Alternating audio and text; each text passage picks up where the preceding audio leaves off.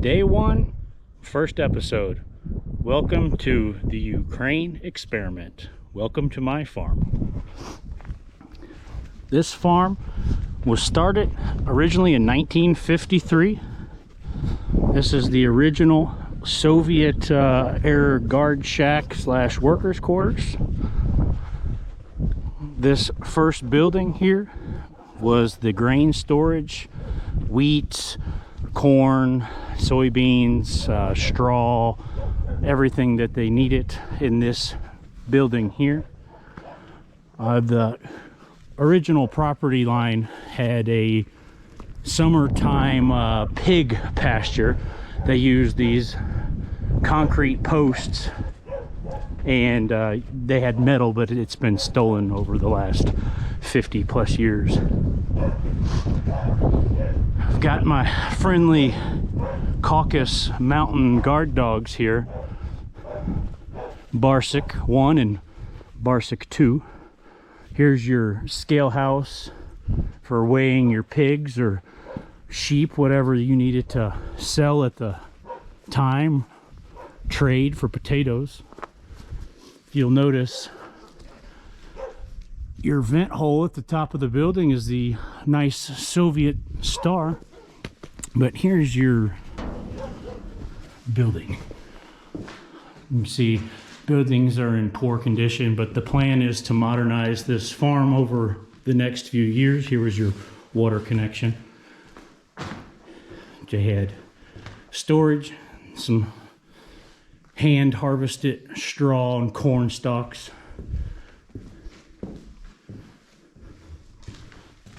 But like I said, the plan is to modernize this operation over the next few years.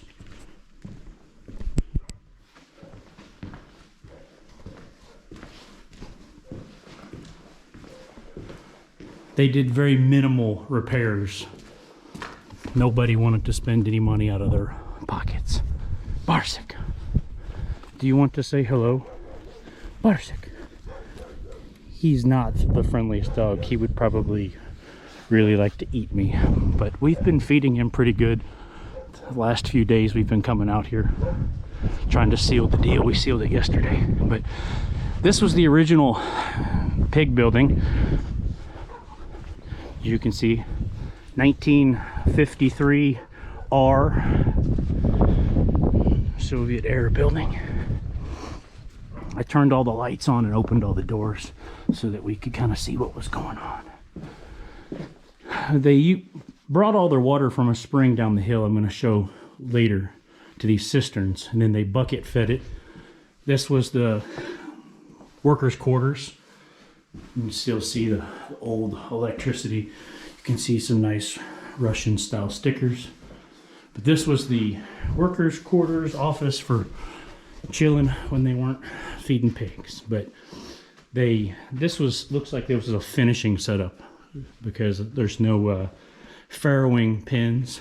But they used old style wood joists.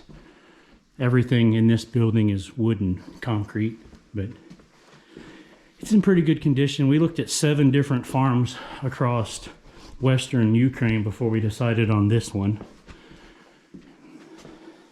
But this is they sealed this off. The other side of the building's in much worse condition.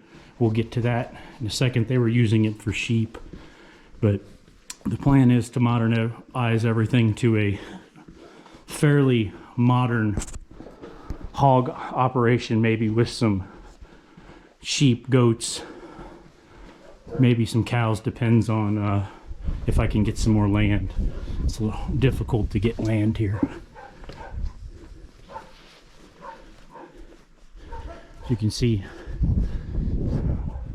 pretty good construction. Really, all the foundation blocks, everything is it's in good condition for Ukraine.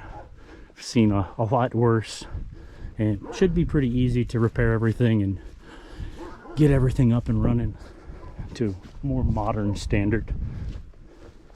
But we've got a 30 kilowatt electric system here, all 3-phase.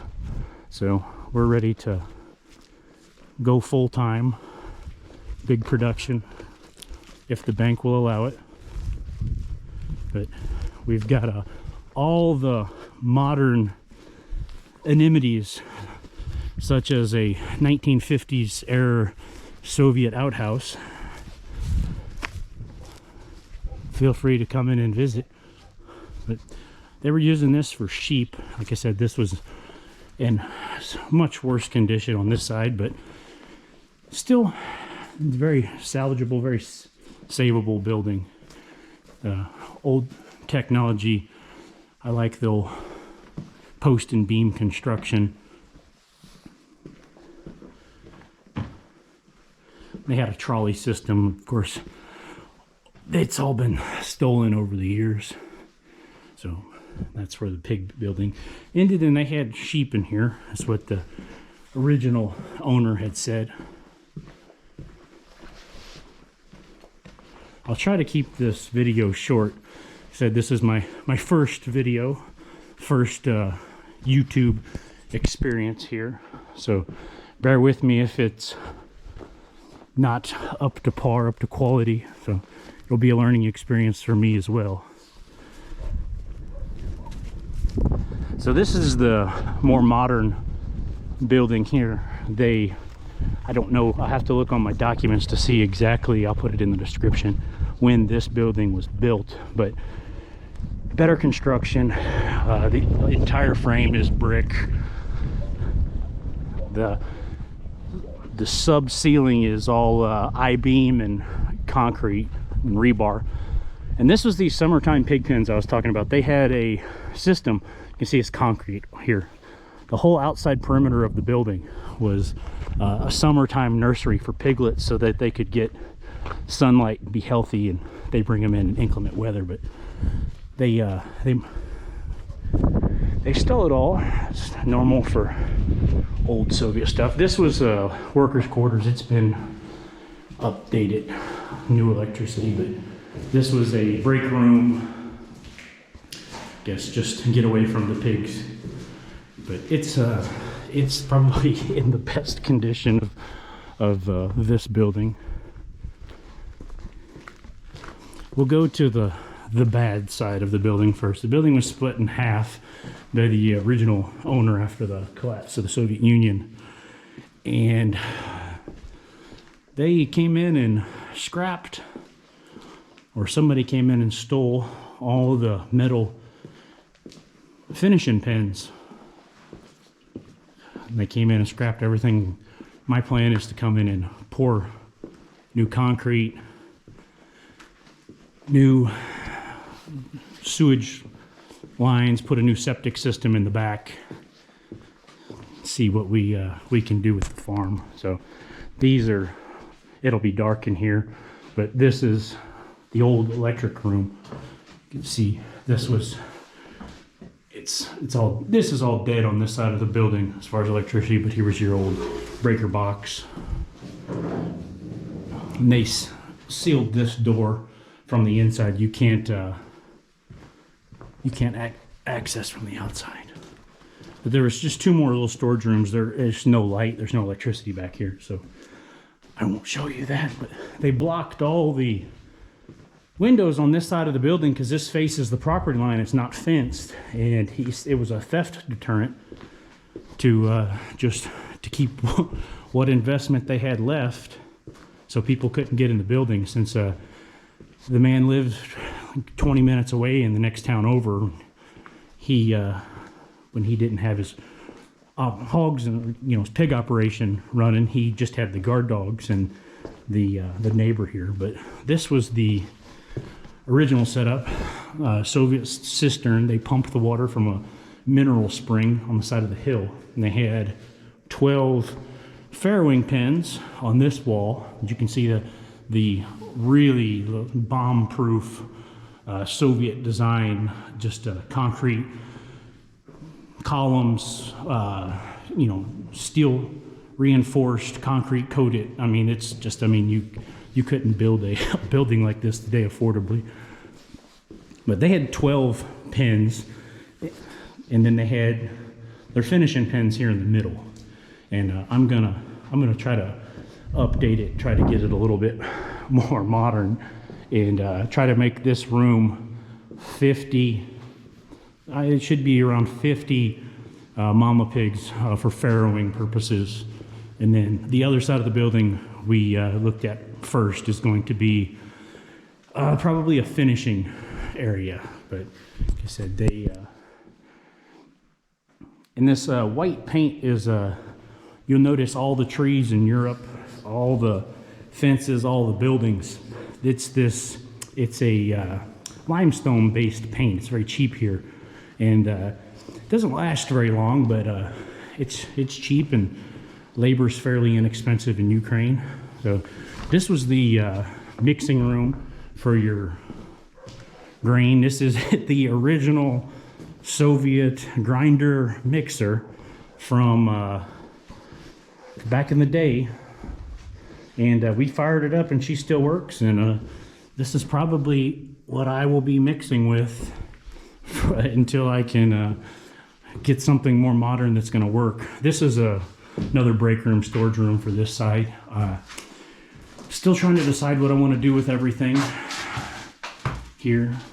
It's kind of a where to start.